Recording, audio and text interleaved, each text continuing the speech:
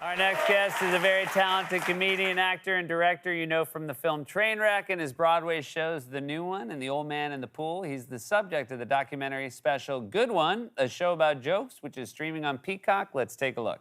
When I was a kid, I feel like everything in my life was me trying to express, like writing poetry, writing essays, writing jokes, drawing, painting, writing plays. And just like in every direction, people just being like, yeah, I don't think that's for you. And they didn't mean any harm by it. They just thought I was this kid who like trips a lot. Please welcome back to the show our good friend Mike Birbiglia.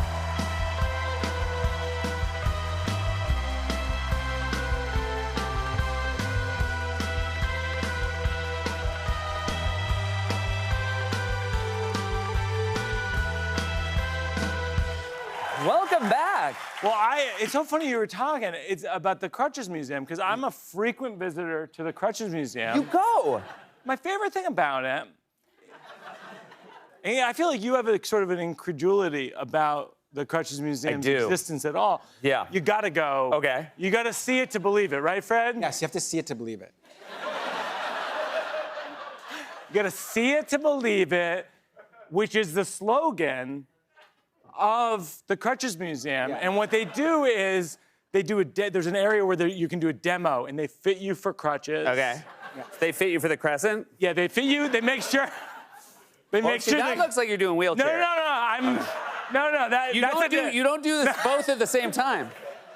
Okay, that's a walker. That's a walker. I've been to all three museums. Oh, okay. I've been to all three museums, and I sometimes mistake the one for the other. So, all right, go ahead. You're going to tell me something. Well, I want to say, I had you. First of all, we did the Good One show together, the documentary, which such an honor to be. It was wonderful. It was an honor to have you as a subject.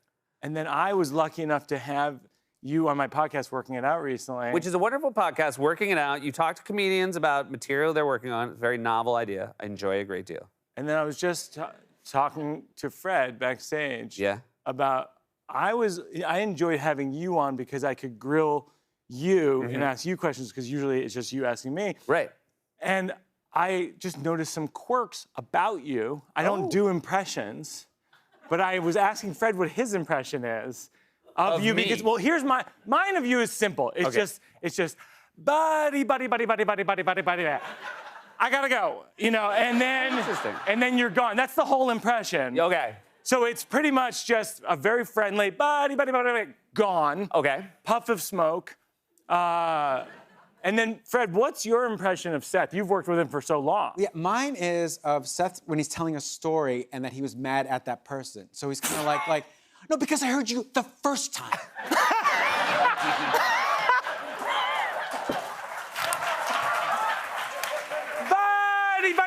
buddy. Because I heard you the first time. Yeah. I mean, it's like looking in a mirror.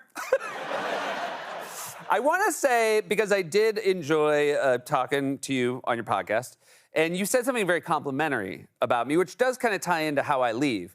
One of the reasons I just disappear in a puff of smoke, you said this about me. I have an incredibly good sense of time. You're absurdly punctual. Yeah. To the point where it'll be like, over the years, like we've had lunch a handful of times, and it'll be noon, we'll have lunch, and on the minute of 60 minutes, you'll be like, buddy, and then you're gone. Yeah. And it's like a puff of smoke. You're like a superhero with no skills. You know what? I'm glad you said punctual, because sometimes I feel like punctual, everybody is over. They're putting too much in the in point. There's also an out point for punctuality.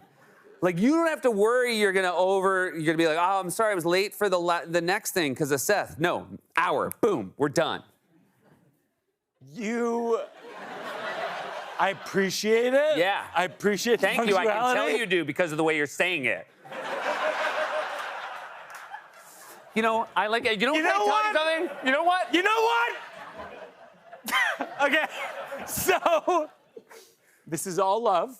Sure. It's all love. No, but it was so fun to have you on the podcast. But then, literally on the podcast, we talked about how at the hour mark and a puff of smoke, you're gone, and then at the end of the interview, it was like 75 minutes, and you were completely gone. Yeah. And then the other day, we were on the Today Show. We did the Today Show together. As the comedy duo that nobody asked for, and it was Hoda and Jenna, who are hilarious, and we did this game with Alison Brie. She was also involved, and the gist of it was everyone comes up with an embarrassing factoid about themselves, and then Hoda and Jenna guess who it is. Right. Mine was I created a rap song about not using drugs for the DARE program in 6th grade. Yeah, very embarrassing. It's embarrassing. Yeah. And then Allison's was she had she got her tongue pierced for like 8 hours and then reversed It's it. swole. Yeah. Here's what Seth's. Okay, hold on. Seth's was that he was in Paris. I know. I was hiking the Alps. He was in the Alps, and he was Paris in the summer. He was mistaken for Bradley Cooper. It's not embarrassing at all. It's the opposite of the assignment. It's like me being like, oh, I got mistaken for Schwarzenegger in Milan. You know what I mean? Like, first of all, it doesn't happen. Second of all, it's just not self-deprecating. It's a little embarrassing for Bradley Cooper. Can I say, though, what happened? And this is what happened. The Today Show, you go do the Today Show, and they say, hey, can you come up with 6 things that are embarrassing? And so I'm like, what? And then they said, we found some stories you've told in other places. Right. And I promised that when I first told the Bradley Cooper story, it was self-deprecating, but I should have caught it and said, this is bad for the game. But also, Bud, it happened. Buddy. I gotta go. It's always You. Oh, yeah. That's what I said to the French people. This is a wonderful documentary special, and it's about your process as a writer. And one of the things you had to agree to do, and it's very interesting, and I highly recommend everybody watch it, is you had to give access to people, not just to shoot you on stage, but also shoot you talking about comedy, working through material. Did you feel vulnerable? It was hard because the hardest part of, I did the Old Man in the Pool special, which just came out. It was at Lincoln Center last year. And then once that's done, I don't have a new hour. I don't have a new act. So we go out and some of the stuff bombs and it feels bad. I mean, you stand up, Fred does stand up. It's like, when it doesn't go well, it's hard. Yeah. And so to give that access, to Eddie Schmidt, who directed it, and Jesse Fox, who co-created it, and is hard because they can do anything. They can take footage. They can do a supercut of me eating French fries. You know what I mean? There's 50 hours of footage. You can make it anything, and then people are like, yeah, Mike and French fries. You know what I mean? And so you have to put trust into the idea. But then it turned out wonderfully. This literally just happened last night. I was at the Comedy Cellar working on new material here in New York. And someone who's a fan of Good One, it just came out, I walked on stage and they go, Good One! Which is normally a heckle. It's literally what you would say if someone sucks at comedy. Good One! And I was like, oh, you saw a Good One. All right. So there's some Good One heads Although out it's there. funny because your podcast is called Working It Out, and if you told a joke and someone went, Working It Out? Also You're a right. heckle. That's right. Not there yet. Keep at it. Old Man in the Pool, and I think all of your shows, your specials, have a real humanity to them and a way that people connect with them. And you were telling stories that are both unique to you, but also, I think, experienced by a lot of people. And I think that's why that's why they endure and they're really special. Old Man in the Pool is a really cool special. It's about you. It's about health issues. It's about getting older. Is it something that people approach you about a lot? I really appreciate that people came out to it, that they watched it on Netflix.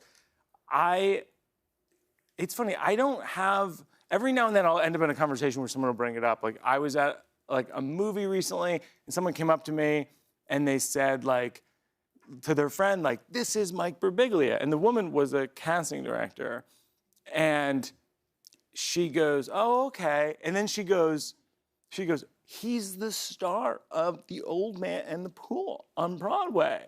And the casting director, who does this professionally, goes, oh, Mike Birbiglia, I thought you were big and fat. And I wouldn't recommend saying that socially as sort of an open-ended, where could this conversation go? Because it just sort of sat there. And I go, yeah, I guess. I don't know. I mean, apparently that's the file I'm in the casting office. I'm not in the looks like Bradley Cooper file. Yeah. Buddy. You're going on the road. You're going to Yes. Oklahoma. You're going to Texas. I'm going, one of the reasons I don't go to Texas and Oklahoma that often, there's just so much space. It's so hard to drive this long space. Like one time I was driving from Houston to Weatherford, Oklahoma, which I'm not even sure is a town. Some of the places I visit are just an Applebee's with a dream. I'm driving, and I was running out of gas. And what's tricky about that is in Oklahoma, there's parts of the state that just there isn't anything. Like there aren't molecules. You know what I mean? They're just like, we're nowhere in space and time. You know what I mean? But we have 2 senators, which is odd, by the way. Yeah. I do think that is an odd thing about Oklahoma.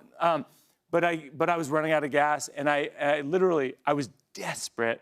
And I was like, oh, there's a town coming up. And it was as though God was playing a joke on me. The town was Corn. Corn, Oklahoma. And they don't have gas. Ethanol. They do have ethanol. And Solid corn joke. but I got to Weatherford. I did the show. It was like in this big gymnasium at a college.